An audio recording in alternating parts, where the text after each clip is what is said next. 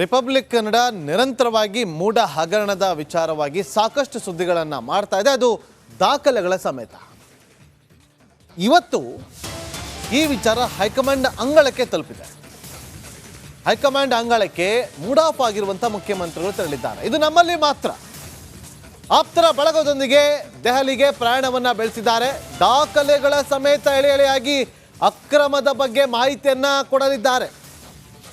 ಇಲ್ಲಿಂದ ದಿಲ್ಲಿಗೆ ರಿಪಬ್ಲಿಕ್ ಕನ್ನಡದ ಎಕ್ಸ್ಕ್ಲೂಸಿವ್ ವರದಿ ಕೂಡ ರವಾನೆ ಆಗಿದೆ. ರಾಜ್ಯದಲ್ಲಿ ಸಿಎಂ ಕುರ್ಚಿ, ಆ ಸ್ಥಾನದಲ್ಲಿ ಸಿದ್ದರಾಮಯ್ಯ ಅವರು ಉಳಿಯುತ್ತಾರೋ ಇಲ್ವೋ ಅನ್ನೋದು ಸದ್ಯದ ಕುತೂಹಲ.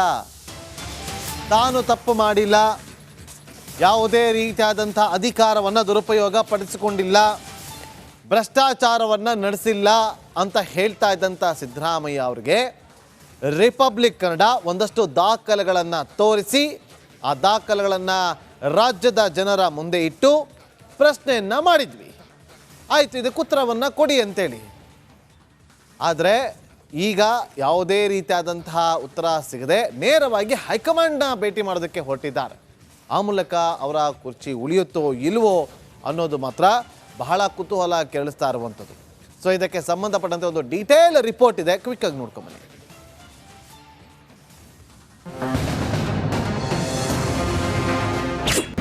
ದೆಹಲಿ ಅಂಗಳಕ್ಕೆ ಸಿದ್ದರಾಮಯ್ಯ ಟೀಮ್. ಹೈಕಮಾಂಡ್ ಎದುರು ಏನ್ ಹೇಳ್ತಾರೆ ಸಿಎಂ?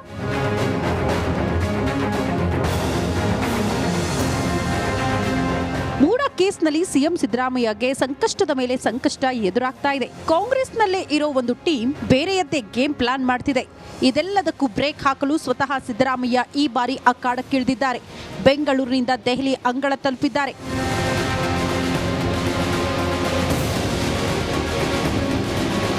ಹೌದು, ಬೆಂಗಳೂರಿನಿಂದ ವಿಶೇಷ ವಿಮಾನ ಏರಿದ ಸಿದ್ದರಾಮಯ್ಯ ದೆಹಲಿಯಲ್ಲಿ ತಮ್ಮ ಶಕ್ತಿ ಪ್ರದರ್ಶನಕ್ಕೆ ಸಜ್ಜಾಗಿದ್ದಾರೆ.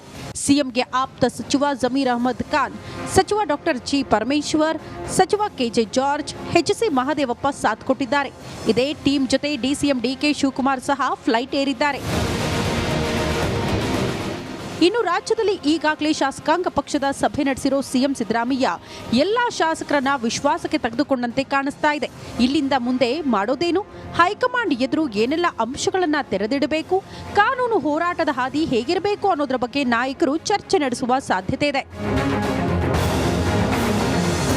ಮೂಡ ಕೇಸ್ನಲ್ಲಿ ಈಗಾಗಲೇ ಕಾಂಗ್ರೆಸ್ ಒಂದ್ ರೀತಿ ಮುಜುಗರ ಎದುರಿಸೋ ಹಾಗಾಗಿದೆ. ಹೀಗಾಗಿ ಹೈಕಮಾಂಡ್ ಯಾವ ನಿರ್ಧಾರ ತೆಗೆದುಕೊಳ್ಳುತ್ತೆ, ಸಿದ್ದರಾಮಯ್ಯಗೆ ಏನ್ ಹೇಳುತ್ತೆ ಎಂಬುದು ಸದ್ಯದ ಪ್ರಶ್ನೆಯಾಗಿದೆ. Bureau report, republic Kannada. ಅದು ಇನ್ನಷ್ಟು ಭ್ರಷ್ಟಾಚಾರ ವಾಸ್ತವಾಂಶದಿಂದ ಕೊಡುತ್ತೆ ಸರ್. ಹೆಚ್ಚಿನ ಭ್ರಷ್ಟಾಚಾರ ಏನಾಗಿದೆ ಅನ್ನುವಂಥದ್ದು ಹೊರಗಡೆ ಬರುತ್ತೆ. ಈಗ ದಾಖಲಾತಿಗಳನ್ನ ನನಗೆ ಬಂದಿರುವಂತ RTI ಮೂಲಕ ಕೊಡ್ಕೊಂಡಂತ ದಾಖಲಾತಿಗಳು ನೋಡಿದಾಗ ಹೇಳ್ತಾ ಇದ್ದೀವಿ, ಇದರಲ್ಲಿ ಅಕ್ರಮದ ವಾಸನೆ ಮುಗುದ್ ಬಡಿತಾ ಇದೆ. ಇದರಲ್ಲಿ ಯಾವೆಲ್ಲ ಅಧಿಕಾರಿಗಳಿದ್ದಾರೆ ಇವರು ಸರ್. ನೋಡಿ ಸರ್, ಈಗ CA ನಿವೇಶನ ಹರಾಜು ಮಾಡ್ಬೇಕಿತ್ತು ಸರ್. ಇವರೇ ಒಂದು ಕಡೆ ಹೇಳ್ತಾರೆ ಸರ್, ನಾನು ಕೊಟ್ಟಿರೋ ದಾಖಲಾತಿಗಳೆಲ್ಲ ಇದೆ ಸರ್. CA ನಿವೇಶನ ಒಂದು ಕಡೆ ಇವರು ಹರಾಜು ಪ್ರಕ್ರಿಯೆ ಮೂಲಕ ಹಂಚಿಕೆ ಮಾಡಲಾಗುತ್ತೆ ಅಂತ ಹೇಳ್ತಾರೆ.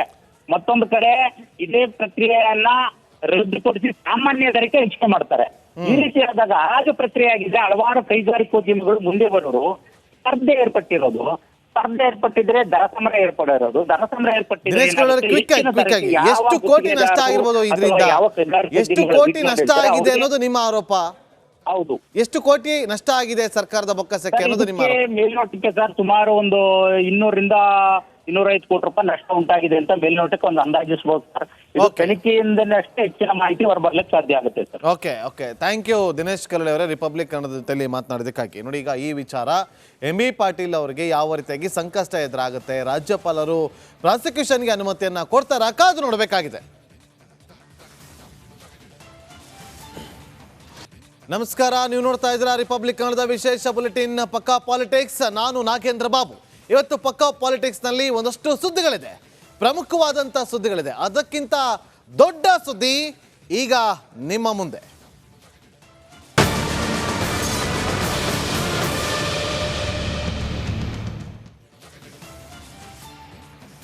ಒಂದು ಕಡೆ ಮೂಡ ಹಗರಣ ಸಾಕಷ್ಟು ಚರ್ಚೆಗೆ ಕಾರಣವಾಗ್ತಾ ಇದೆ. ರಿಪಬ್ಲಿಕ್ ಕನ್ನಡದಲ್ಲಿ ನಿರಂತರವಾಗಿ ಈ ಒಂದು ವಿಚಾರವನ್ನ ಸುದ್ದಿ ಮಾಡ್ತಾ ಬರ್ತಾ ಇದೆ. ಸತ್ಯಾಂಶಗಳನ್ನು ಹೊರಗಿಡುವಂಥ ಕೆಲಸವನ್ನು ನಿಮ್ಮ ರಿಪಬ್ಲಿಕ್ ಕನ್ನಡ ಮಾಡ್ತಾ ಇದೆ. ಒಂದು ಕಡೆ CM ಸಿದ್ದರಾಮಯ್ಯ ಅವರು ಫುಲ್ ಮೂಡ್ ಆಫ್ ಹಾಕೊಂಡು ದೆಹಲಿಯತ್ತ ಪ್ರಯಾಣವನ್ನು ಬೆಳೆಸಿದ್ದಾರೆ. ಇದರ ಬೆನ್ನಲ್ಲೇ ಮತ್ತೊಬ್ಬ ಸಚಿವನ ವಿರುದ್ಧ ಪ್ರಾಸಿಕ್ಯೂಷನ್ಗೆ ಅನುಮತಿಯನ್ನು ಕೋರಿ ರಾಜ್ಯಪಾಲರಿಗೆ ಪತ್ರವನ್ನು ಬರೆಯಲಾಗಿದೆ. CM ಬೆನ್ನಲ್ಲೇ ಮತ್ತೊಬ್ಬ ಸಚಿವರಿಗೆ ಈಗ ಢವ ಶುರುವಾಗಿದೆ. ಯಾರದು? MB ಪಾಟೀಲ್. MB ಪಾಟೀಲ್ಗೂ ಕೂಡ ಪ್ರಾಸಿಕ್ಯೂಷನ್ ಭಯ ಶುರುವಾಗಿದೆ. MB ಪಾಟೀಲ್ ವಿರುದ್ಧ ಪ್ರಾಸಿಕ್ಯೂಷನ್ಗೆ ಅನುಮತಿಯನ್ನ ಕೊಡಬೇಕು ಅಂತ ಹೇಳಿ ಕೋರಿ ಪತ್ರವನ್ನು ಬರೆಯಲಾಗಿದೆ ರಾಜ್ಯಪಾಲರಿಗೆ. ದಿನೇಶ್ ಕಲ್ಲಹಳ್ಳಿ ಅವರು ಬರೆದಿರುವಂಥ ಪತ್ರ, KIADBಯಲ್ಲಿ CA ಸೈಟ್ಗಳು ಹಂಚಿಕೆಯಲ್ಲಿ ಅವ್ಯವಹಾರ ನಡೆದಿದೆ, ಹಾಗಾಗಿ ಅದಕ್ಕೆ ಸೂಕ್ತವಾದಂಥ ತನಿಖೆ ಆಗಬೇಕು, ಪ್ರಾಸಿಕ್ಯೂಷನ್ಗೆ ಅನುಮತಿಯನ್ನು ಕೊಡಿ ಅಂತ ಹೇಳಿ ದಿನೇಶ್ ಕಲ್ಲಹಳ್ಳಿ ಅವರು ಈಗ ರಾಜ್ಯಪಾಲರಿಗೆ ಪತ್ರವನ್ನು ಬರೆದಿದ್ದಾರೆ. ಒಂದು ಕಡೆ ಪ್ರಾಸಿಕ್ಯೂಷನ್ ವಿಚಾರವಾಗಿ ಕೋರ್ಟ್ನಲ್ಲಿ CM ಸಿದ್ದರಾಮಯ್ಯ ಅವರ ವಿರುದ್ಧ ಏನು ಕೋರ್ಟ್ನಲ್ಲಿ ವಿಚಾರಗಳು ಚರ್ಚೆಗಳು ನಡೀತಾ ಇದೆ. ಇದರ ಬೆನ್ನಲ್ಲೇ ಮತ್ತೊಬ್ಬ ಸಚಿವನಿಗೂ ಕೂಡ ಈಗ ಢವ ಶುರುವಾಗಿದೆ. ಏನಿದು ಅಕ್ರಮ ಅನ್ನೋದು ಡಾಕ್ಯುಮೆಂಟ್ ಸಮೇತ ನಿಮಗೆ ನಾವು ತೋರಿಸ್ತಾ ಇದ್ದೀವಿ ನಮ್ಮ ಸ್ಕ್ರೀನ್ ಮೇಲೆ ನೋಡಿ. ಅವರು ದಿನೇಶ್ ಕಲ್ಲಹಳ್ಳಿ ಬರೆದಿರುವಂಥ ಪತ್ರ ರಿಪಬ್ಲಿಕ್ ಕನ್ನಡಕ್ಕೆ ಲಭ್ಯ ಆಗಿದೆ. ಸಾಮಾಜಿಕ ಕಾರ್ಯಕರ್ತ ದಿನೇಶ್ ಕಲ್ಲಹಳ್ಳಿ ಈ ಒಂದು ಪತ್ರವನ್ನು ಬರೆದಿದ್ದಾರೆ. ಸವಿಸ್ತಾರವಾಗಿ ಸುಮಾರು 8 ಪುಟಗಳ ಪತ್ರವನ್ನು ಬರೆದಿದ್ದಾರೆ ರಾಜ್ಯಪಾಲರಿಗೆ. ಆ 8 ಪುಟಗಳಲ್ಲಿ ಯಾವ ರೀತಿಯಾಗಿ ಅಕ್ರಮ ನಡೆದಿದೆ, ಅವ್ಯವಹಾರ ಹೇಗೆ ನಡೆದಿದೆ, ಅವ್ಯವಹಾರ ನಡೆಯೋದಕ್ಕೆ ಯಾವೆಲ್ಲ IAS ಅಧಿಕಾರಿಗಳು ಸಾಥ್ ಕೊಟ್ಟಿದ್ದಾರೆ, ಪ್ರತಿಯೊಂದನ್ನು ಕೂಡ ಇಲ್ಲಿ ಉಲ್ಲೇಖ ಮಾಡಿದ್ದಾರೆ. ಇಷ್ಟೇ, ಕೈಗಾರಿಕಾ ವಿಚಾರವಾಗಿ ಒಂದು ಜಾಗವನ್ನು ಕೊಡ್ತಾರಲ್ಲ, ಅದು ಅತಿ ಕಡಿಮೆ ಬೆಲೆಗೆ ಕೊಟ್ಟು ಸರ್ಕಾರದ ಬೊಕ್ಕಸಕ್ಕೆ ಕೋಟಿ ನಷ್ಟವನ್ನು ಉಂಟು ಮಾಡಿದ್ದಾರೆ. ಇದು ತನಿಖೆ ಆಗಬೇಕು ಅಂತೇಳಿ ಕೊಟ್ಟಿರುವಂತಹ ಪತ್ರ. ಮತ್ತಷ್ಟು ಮಾಹಿತಿಯನ್ನು ಕೊಡೋದಕ್ಕೆ ನಮ್ಮ ಪೊಲಿಟಿಕಲ್ ಬ್ಯೂರೋ ಹೆಡ್ ಆಗಿರುವಂಥ ವಿಜಯ್ ಹಾಗೆ ನಮ್ಮ ಕ್ರೈಮ್ ರಿಪೋರ್ಟರ್ ಆಗಿರುವಂಥ ನಾಗರಾಜ್ ಇಬ್ಬರು ಕೂಡ ಲೈವ್ನಲ್ಲಿ ಜಾಯ್ನ್ ಆಗಿದ್ದಾರೆ. ಮೊದಲಿಗೆ ವಿಜಯ್ ಬಳಿ ಹೋಗ್ತೀನಿ. ವಿಜಯ್, ಈಗ ಇನ್ನೊಂದು ಟೆನ್ಷನ್ ಶುರುವಾಗಿದೆ ಕಾಂಗ್ರೆಸ್ ಪಾಳ್ಯಕ್ಕೆ. ಇಲ್ಲಿ ಅಕ್ರಮ ಹೇಗೆ ನಡೆದಿದೆ ಅಂತೇಳಿ ವಿವರಿಸಲಾಗಿದೆ. 3 ಜನ IAS ಅಧಿಕಾರಿಗಳ ಹೆಸರನ್ನು ಕೂಡ ಉಲ್ಲೇಖ ಮಾಡಲಾಗಿದೆ. ಈಗ ಇದು ಯಾವ ರೀತಿಯಾಗಿ ಸಂಕಷ್ಟಕ್ಕೆ ದೂಡುತ್ತೆ ಕಾಂಗ್ರೆಸ್ ಪಾಳ್ಯವನ್ನ, ಜೊತೆಗೆ ಇದು ಯಾವ ರೀತಿಯಾಗಿ ಸಂಕಷ್ಟ ಎದುರಾಗುತ್ತೆ MB ಪಾಟೀಲ್ ಅವರಿಗೆ? ವಿಜಯ್.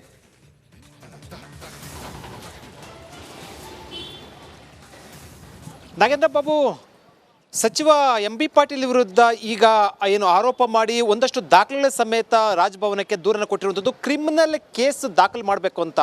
ಕೈಗಾರಿಕಾ ಅಭಿವೃದ್ಧಿ ಪ್ರದೇಶದಲ್ಲಿ ಇಲ್ಲಿ ಏನು ನಿರ್ಮಿತವಾಗಿರುವಂತಹ CA ಸೈಟ್ಗಳೇನಿರುತ್ತೆ, ಮೀಸಲಿಟ್ಟಿರುವಂಥ ಸೈಟ್ಗಳನ್ನ ಅದನ್ನು ಕಡಿಮೆ ಬೆಲೆಗೆ ಮಾರಾಟ ಮಾಡಲಾಗಿದೆ ಅನ್ನೋ ಜೊತೆಗೆ ಇದರಲ್ಲಿ ಸಾಕಷ್ಟು ಕೋಟ್ಯಾಂತರ ಅವ್ಯವಹಾರ ಆಗಿದೆ ಅಂತ ದಾಖಲೆ ಸಮೇತ ಹೇಳಿರುವಂಥದ್ದು. ಕ್ರಿಮಿನಲ್ ಕೇಸ್ ದಾಖಲು ಮಾಡಬೇಕು ಅಂತ ಹೇಳಿರುವಂಥದ್ದು. ಕ್ರಿಮಿನಲ್ ಕೇಸ್ ದಾಖಲು ಮಾಡಬೇಕಂದ್ರೆ ಪರ್ಮಿಷನ್ ಬೇಕಾಗುತ್ತೆ. ಈ ಹಿನ್ನೆಲೆಯಲ್ಲಿ ಈಗ ಅವರಿಗೆ ದೂರನ್ನು ಕೊಟ್ಟಿರುವಂಥದ್ದು. ಪ್ರಶ್ನೆ ಇದು ರಾಜಕೀಯವಾಗಿ ಒಂದಷ್ಟು ಟರ್ನ್ ಅನ್ನು ತೆಗೆದುಕೊಳ್ಳುವಂಥದ್ದು. ಈಗಾಗಲೇ ಕೂಡ BJP ಮತ್ತು JDS ವಿರುದ್ಧ ಕೂಡ ಒಂದಷ್ಟು ಪ್ರಾಸಿಕ್ಯೂಷನ್ ಸಂಬಂಧಪಟ್ಟಂತೆ ರಾಜ್ಯಪಾಲರ ಬಳಿ ಪೆಂಡಿಂಗ್ ಇರುವಂಥದ್ದು. ಪ್ರಾಸಿಕ್ಯೂಷನ್ ಕೊಡಬೇಕು ಅಂತ ಈಗ ಕಾಂಗ್ರೆಸ್ ಮತ್ತು ಮುಖ್ಯಮಂತ್ರಿ ಸಿದ್ದರಾಮಯ್ಯ ಸೇರಿದಂತೆ ಇಡೀ ಸಚಿವ ಸಂಪುಟ ಸಭೆ ಬಗ್ಗೆ ನಿರ್ಣಯನ ಕೈಗೊಂಡಿತ್ತು. ರಾಜ್ಯಪಾಲರ ಮೇಲೆ ಒತ್ತಡ ನಿರ್ಣಯ. ಈಗ ಸಚಿವರ ವಿರುದ್ಧ ಕೂಡ ದೂರನ ದಾಖಲಾಗಿರುವಂಥದ್ದು. ಇದು ಒಂದಷ್ಟು ಸಂಕಷ್ಟಕ್ಕೆ ಸಿಲುಕುವಂಥದ್ದು. ಅಂದರೆ ಇದರಲ್ಲಿ ಕೇಸಲ್ಲಿ ಸಂಬಂಧಪಟ್ಟಂತೆ ಎಷ್ಟು ಅದರ ದಾಖಲೆ ಇದೆ, ಅದರ ಪರವಾಗಿದೆಯೋ ಅಥವಾ ಇಲ್ವೋ ಅನ್ನೋಂಥದ್ದು ನಂತರ. ಆದರೆ ಕ್ರಿಮಿನಲ್ ಕೇಸ್ ದಾಖಲೆ ಮಾಡಬೇಕು ಅಂತ ಒಂದಷ್ಟು ದಾಖಲೆ ಕೊಟ್ಟಿರುವಂಥ ಹಿನ್ನೆಲೆಯಲ್ಲಿ ಈಗ ಅದಕ್ಕೂ ಕೂಡ ಪರ್ಮಿಷನ್ ಕೊಡ್ತಾರೆ ರಾಜ್ಯಪಾಲರು ಅನ್ನೋಂಥದ್ದು ಈಗ ಪ್ರತಿಪಕ್ಷಗಳು ಆರೋಪ ಮಾಡುವಂಥ ಸಾಧ್ಯತೆ ಇರುವುದು, ಪ್ರಶ್ನೆ ಮಾಡುವಂಥ ಸಾಧ್ಯತೆ ಇರುವುದು, ಸಾರ್ವಜನಿಕವಾಗಿ ಪ್ರಶ್ನೆ ಹೇಳುವಂಥ ಸಾಧ್ಯತೆ ಇರುವಂಥದ್ದು. ಈ ಹಿನ್ನೆಲೆಯಲ್ಲಿ ಸರ್ಕಾರ ಒಂದಷ್ಟು ಈಗ ಇಕ್ಕಟ್ಟಿಗೆ ಸಿಲುಕುವಂಥ ಸಾಧ್ಯತೆ ಇರುವಂಥದ್ದು. ನೋಡ್ಬೇಕು ಇದಕ್ಕೆ ಸಚಿವ MB ಪಾಟೀಲ್ ಏನು ಉತ್ತರ ಕೊಡ್ತಾರೆ ಅನ್ನೋದನ್ನ. ನಾಗೇಂದ್ರ ಬಾಬು. ವಿಜಯ್, ಹಾಗೆ ಸಂಪರ್ಕದಲ್ಲೇ ಇರಿ. ನೋಡಿ, ಪ್ರಮುಖವಾಗಿ ಇಲ್ಲಿ ಆರೋಪವನ್ನ ಮಾಡಿದ್ದಾರೆ ಸಾಮಾಜಿಕ ಕಾರ್ಯಕರ್ತ ದಿನೇಶ್ ಕಲ್ಲಹಳ್ಳಿ ಅವರು. ಸೊ ಇಲ್ಲಿ ಅವರು ತಿಳಿಸಿದ್ದಾರೆ ಇವರು ಯಾವ ರೀತಿಯಾಗಿ CA ಸೈಟನ್ನು ಹಂಚಿಕೆಯನ್ನು ಮಾಡಿದ್ದಾರೆ. ಟೆಂಡರನ್ನು ಕರೆಯಬೇಕಾಗಿತ್ತು, ಆನ್ಲೈನ್ ಮೂಲಕ ಟೆಂಡರನ್ನು ಕರೆದು ಹಂಚಿಕೆಯನ್ನು ಮಾಡಬೇಕಾಗಿತ್ತು. ಆದರೆ ಇಲ್ಲಿ ಆಫ್ಲೈನನ್ನು ಮಾಡಿ ಇಲ್ಲಿ ಅವರಿಗೆ ಬೇಕಾಗಿರುವಂಥವ್ರಿಗೆ ಸೈಟ್ಗಳನ್ನು ಅಲಾಟ್ ಮಾಡಿದ್ದಾರೆ ಅಂತ ಹೇಳಿ ಅವರು ಆರೋಪವನ್ನು ಮಾಡಿದ್ದಾರೆ. ಅಷ್ಟೇ ಅಲ್ಲದೆ ಈ ಅಲಾಟ್ ಮಾಡೋದಕ್ಕೆ, ಈ ರೀತಿಯಾಗಿ ಆಫ್ಲೈನಲ್ಲಿ ಅಲಾಟ್ ಮಾಡೋದಕ್ಕೆ 3 ಜನ IAS ಅಧಿಕಾರಿಗಳು ಕೂಡ ಸಾಥ್ ಕೊಟ್ಟಿದ್ದಾರೆ ಅಂತೇಳಿ ಅವರ ಹೆಸರು ಕೂಡ ಅಲ್ಲಿ ಪ್ರಸ್ತಾಪ ಮಾಡಿದ್ದಾರೆ. ಇದೆಲ್ಲವೂ ಕೂಡ ಈಗ ಆರೋಪವನ್ನ ಮಾಡಿರುವಂಥದ್ದು. ತನಿಖೆ ಆಗಬೇಕು, ತನಿಖೆ ಆದ ಬಳಿಕವಷ್ಟೇ ಇದು ಇಲ್ಲಿ ಯಾವ ರೀತಿಯಾದಂಥ ಅವ್ಯವಹಾರ ಆಗಿದೆ ಅನ್ನೋದು ಗೊತ್ತಾಗುತ್ತೆ. ನಾಗರಾಜ್, ಈಗ